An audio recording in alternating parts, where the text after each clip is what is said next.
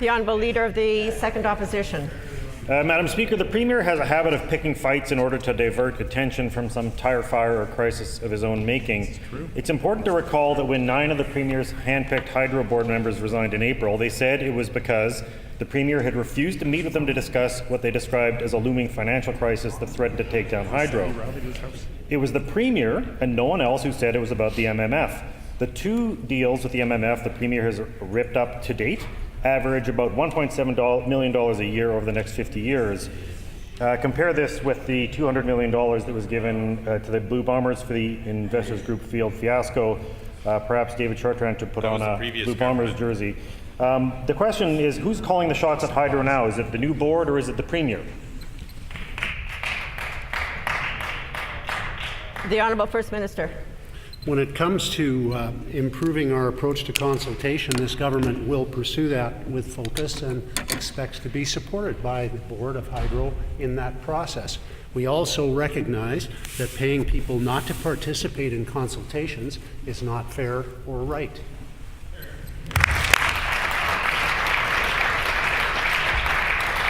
The Honourable Leader of the Second Opposition. He didn't even believe that. Madam Speaker, Manitobans should understand that this government is taking approximately 200 times more out of Hydro this year alone than was on offer to the MMF. The capital tax, the debt fee and water rentals all add up to $380 million that goes into Manitoba's general revenue. Let me say why these fees are so dangerous. The more government can force Hydro to overbuild, the more government gets in capital tax. The more the government can force Hydro to borrow, the more the government gets as a debt fee. This government, like the one before it, is taking money from Hydro and putting its own debt on Hydro's books, raising rates, the cost of living, and doing business across Manitoba. The Hydro board resigned because Hydro's existence is at risk, and the Premier wouldn't listen or meet with them. What is going to be the impact on the province's bottom line and credit rating if Hydro's debts are included with the government's? The Honourable First Minister. Madam Speaker, I can only tell the member that we should agree that Hydro is in a mess because of the NDP waste and mismanagement of the last number of years. We also know that the government of Manitoba is being sued by dozens of First Nations because of Hydro fiascos which occurred under the NDP. And we also know that projects which went ahead under the previous administration did so while they spent $1.2 billion in compensatory payments to First Nations, much of it to tell them to get out of the way so that they could move ahead with the projects without considering the best interests of First Nations in the consequential discussions they should have been part of and were not. So, Madam Speaker, what we're saying is Hydro is a problem, but we're facing up to the challenge of fixing it. Hydro is a problem, and we're facing up to the challenge of fixing it.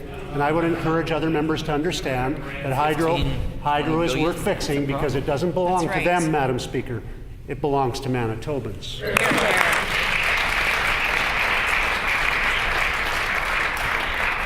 The Honourable Leader of the Second Opposition on a final supplementary. Madam Speaker, the province of Manitoba has about $16 billion in revenue, with more than a quarter of it from the federal government. Our provincial debt is around $22 billion.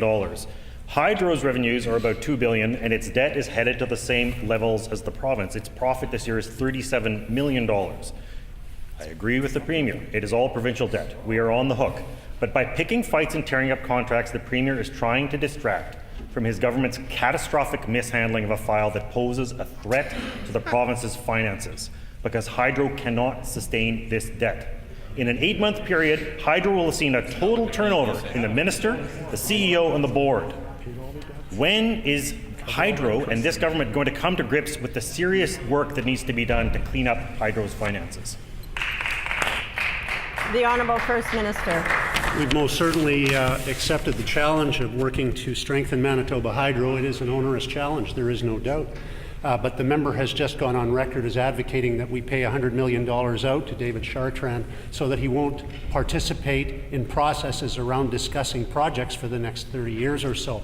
That's wrong, Madam Speaker. And just because Hydro's debt's big doesn't mean it should get bigger because of mismanagement or recommendations emanating from the Liberals or the NDP to cause it to get even further into debt. So, Madam Speaker, the member also puts on the record payments made by Hydro to the province, and I should help correct him on this. We allow Manitoba Hydro to borrow on the province's credit rating, saving them hundreds of millions of dollars every single year. We'll keep working with Hydro, Madam Speaker, to strengthen it. They made a mess of it under the NDP, but we're fixing it now.